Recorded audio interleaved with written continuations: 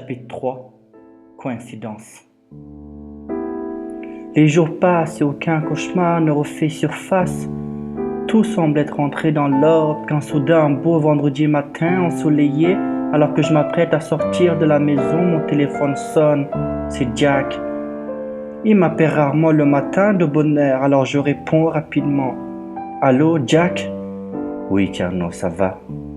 Je sens déjà dans sa voix que cet appel n'est pas anodin, alors je lui demande. Tout bien, grand frère? Tierno, j'ai besoin de te voir, me répond-il rapidement. Peux-tu me retrouver au Val d'Europe? Nous allons prendre un petit verre à la Gap Café. Écoute, oui, je partais à l'école, mais ça semble urgent, donc je vais sécher. De toute façon, j'avais cours d'art et je déteste la prof. Très bien, mon grand, je t'attends là-bas. À tout à l'heure. Puis il raccroche.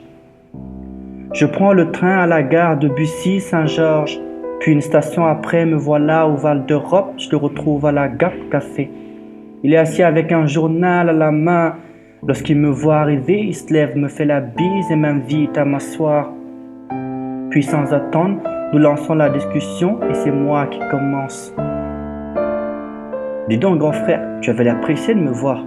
Qu'est-ce qui se passe? Rien de grave, j'espère. C'est les enfants? Non, non, t'inquiète pas. Rien à voir avec la famille. Tout le monde se porte très bien. Alors, qu'est-ce qui se passe? Il se gratte un peu la tête, boit un coup sec de vin qu'il avait commandé, puis sort une enveloppe de son sac qu'il pose sur la table et me demande. Vas-y, ouvre-le. Très étonné, je prends l'enveloppe et je l'ouvre. À l'intérieur, il y a des photos. Je prends le temps de les parcourir soigneusement, une après une, sans broncher. Puis d'un son étouffé, je dis « Oh mon Dieu! C'est quoi ces photos, Jack? Elles sont horribles. » Oui, elles sont horribles, me répond-il. Je remets les photos dans l'enveloppe et je lui demande « Yo, que cela signifie-t-il exactement, Jack? Qui sont ces enfants? » Des victimes, Tierno. Juste des victimes. Il prend son verre, finit le contenu et me demande si je veux boire quelque chose. Je lui réponds juste une limonade. Il appelle le serveur et lui dit « Un verre de limonade, jeune homme, puis un autre de vin blanc, s'il vous plaît. » Il dépose son verre vide sur le plateau du serveur, s'essuie les mains avec une serviette posée sur la table, puis poursuit. Il y a 2 jours, j'ai été contacté par une certaine Madame Vert-de-Ponte. Elle habite à Tremeux-sous-Seine, un coin paumé dans le trou du cul du 77.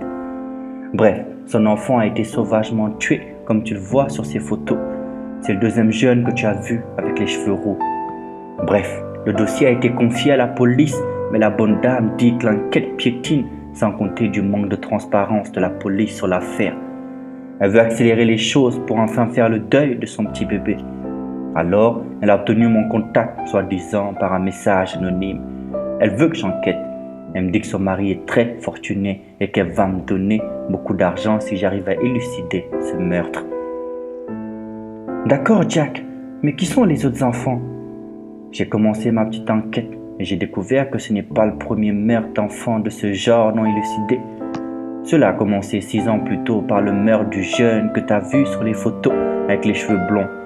Puis 3 ans plus tard, le brun avec la coupe au bol, pour finir avec le garçon de Madame Vert-de-Ponte, il y a à peine 3 mois. Il se gratte la tête et me dit d'un ton pas rassuré.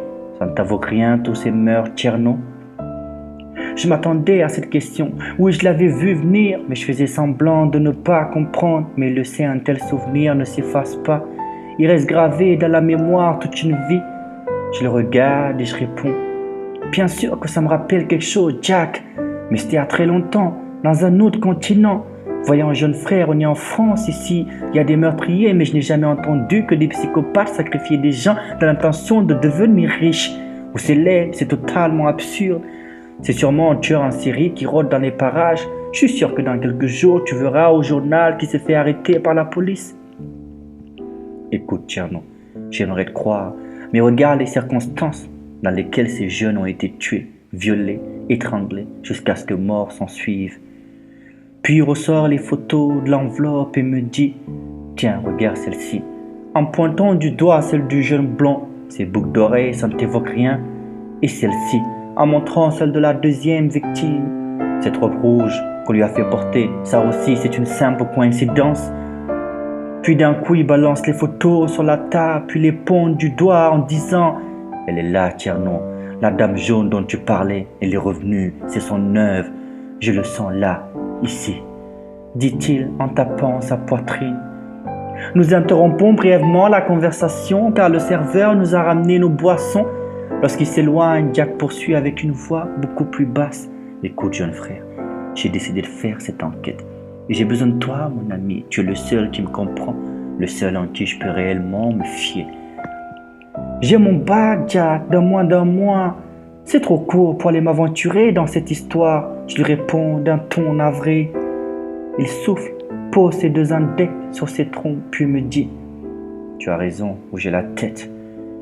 Écoute, j'avoue que cette histoire m'a rendu très tendu. Ton bac est plus important, tu dois te préparer pour cela et je t'encourage, tu le sais bien. Rien ne m'est plus cher que de te voir avoir ce bac et continuer à l'université. Merci Jack, je t'aime grand frère, je t'aime aussi fiston. » Puis il prend son verre et boit tout d'un coup sec et me dit d'un ton pressé en déposant 20 € sur la table. « Écoute, je dois aller. Prends soin de toi et salue tes parents de ma part. Je t'appellerai plus tard. »